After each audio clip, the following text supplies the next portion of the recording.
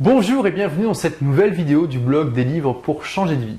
Alors dans cette troisième partie de notre série consacrée aux livres sur l'éducation financière, un livre extrêmement intéressant qui malheureusement n'a jamais été traduit en français, mais c'est pas grave puisque je vais vous faire le résumé des idées principales de ce livre dans cette vidéo. Donc ce livre s'appelle The Millionaire Next Door, ce qu'on peut traduire donc littéralement par le millionnaire de la porte d'à côté ou le millionnaire du palier pour que ça rende un petit peu mieux en français.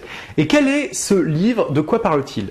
Donc c'est un livre qui est vraiment remarquable puisqu'en fait les auteurs qui sont donc Thomas J. Stanley et William Danko, qui sont tous les deux des chercheurs, ont fait une étude sociologique pour aller rencontrer les millionnaires aux États-Unis. Et ils ont fait une découverte vraiment très intéressante et dont on peut deviner la teneur en lisant le titre, donc le millionnaire de la porte d'à côté, notre voisin millionnaire. Cette découverte est la suivante. Il y a énormément de personnes aux États-Unis, et c'est a priori pareil dans l'ensemble de l'Occident, qui sont millionnaires, donc qui sont millionnaires en dollars ou en euros, donc qui ont quand même atteint un certain niveau de patrimoine et de revenus assez confortable, mais dont on ne pourrait pas dire qu'ils sont millionnaires. C'est-à-dire qu'extérieurement, ils n'ont pas de grosses voitures, ils n'ont pas de maisons extraordinaires. Ils vivent juste comme monsieur, madame, tout le monde, comme on va dire comme des cadres supérieurs peut-être, ou en tout cas des gens de la classe moyenne haute peut-être, mais ils n'ont pas de signe distinctif de richesse vraiment important. Et dans ce livre, donc ils vont à la rencontre de ces millionnaires-là, et ils s'attachent à découvrir toutes leurs habitudes, tout ce qui a fait qu'ils ont atteint cette richesse qu'ils ont aujourd'hui au moment de l'étude, cette indépendance financière qui fait que souvent ils ne sont pas obligés de travailler, ils ont de quoi voir venir, ils n'ont pas peur de l'avenir, etc. Et donc, il y a quelque chose d'intéressant justement là-dedans, c'est que beaucoup de millionnaires sont frugaux. En fait, c'est-à-dire que dans la grande majorité des cas, ils dépensent beaucoup moins que ce qu'ils gagnent. Et aussi une autre découverte très intéressante, une grande majorité d'entre eux sont des entrepreneurs.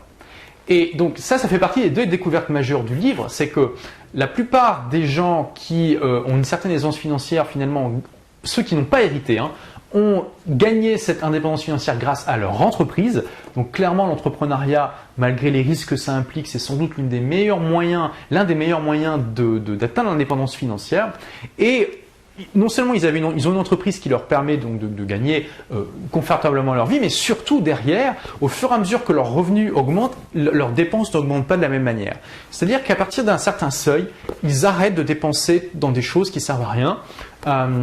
Il y avait une étude qui est sortie récemment, alors je vais vous dire ça vraiment de mémoire, qui disait qu'au-delà de 6 500 € par mois, je crois, ou de 6 000 € par mois, ça ne sert plus à rien de gagner de l'argent parce que ça n'augmente pas notre bonheur. Je pense qu'il y a une certaine vérité là-dedans. Je pense qu'il y a vraiment une distinction à faire entre le fait d'apprécier l'argent en tant qu'outil pour se créer plus de liberté et dans le fait d'être trop entiché de l'argent, d'être amoureux de l'argent. Moi, personnellement, je ne suis pas amoureux de l'argent, je suis amoureux de la liberté. Et je vois l'argent comme un outil pour augmenter ma liberté, mais je ne suis pas du tout amoureux de l'argent en tant que tel, et je pense que c'est une distinction importante à faire. Et ce que montrent les auteurs dans ce livre, c'est que finalement une bonne partie de ces millionnaires frugaux ont justement exactement cette approche-là. Ce qu'ils veulent avant tout, c'est plus de liberté, plus de bonheur, et ils voient l'argent comme un moyen d'avoir plus de ça, plus de bonheur, plus d'indépendance, plus de liberté, mais certainement pas comme l'argent comme une fin en soi. Et du coup, ils se sentent pas obligés d'afficher leur niveau de revenu en achetant des grosses voitures, en achetant des villas avec piscine, en s'endettant jusqu'au cou. Et il y a aussi donc, puisque les chercheurs font vraiment une étude sociologique vraiment passionnante, très intéressante, ils s'attardent sur des catégories de population qui traditionnellement sont associées à un revenu élevé et aussi à un train de vie un petit peu dispendieux. Et par exemple, ils analysent les docteurs, les médecins, qui en général gagnent bien leur vie, voire très bien leur vie, et ils disent voilà, nous on a étudié un petit peu les médecins, on peut voir qu'en général ils n'arrivent pas à épargner, ils n'arrivent pas à investir, ils n'arrivent pas à se créer une source de richesse qui leur permette d'être indépendants financièrement, c'est-à-dire de ne plus avoir besoin de travailler. Pourquoi? Parce que les médecins se sentent obligés, c'est une pression sociale, de montrer qu'ils ont réussi. Donc souvent les médecins vont rouler dans des belles voitures, vont acheter des belles maisons, vont acheter des tas de gadgets plus ou moins utiles, souvent plus inutiles qu'utiles, pour montrer qu'ils ont réussi, parce que ça fait partie du statut qu'on rattache généralement à l'image du médecin. Et un médecin qui roule dans une voiture normale, on pourrait se dire, enfin voilà, il y a cette pression sociale chez les médecins qui fait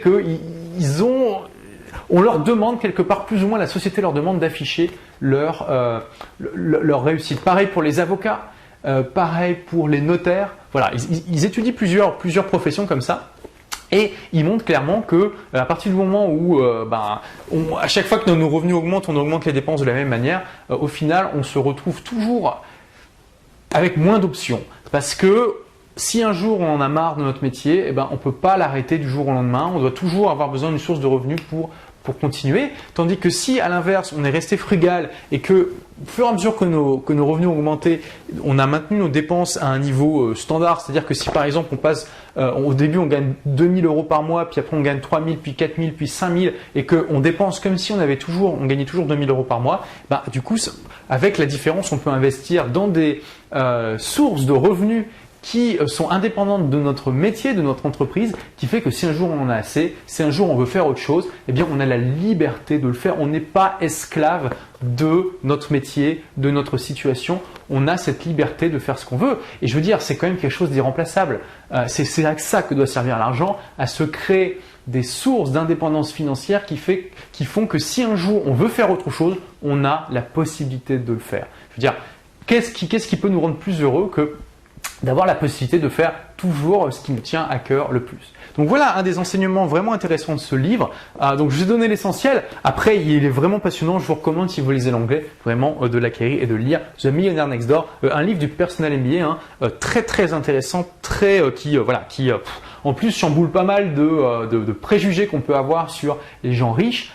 Et qui en plus donne des pistes concrètes pour soi-même devenir indépendant financièrement, puisque en étudiant les gens qui arrivent bien, on voit toutes ces habitudes, ces états d'esprit qui se dégagent, et du coup il suffit d'en adopter quelques-uns pour que ça nous donne un avantage. Donc voilà, merci d'avoir regardé cette vidéo et à très bientôt pour de nouvelles aventures.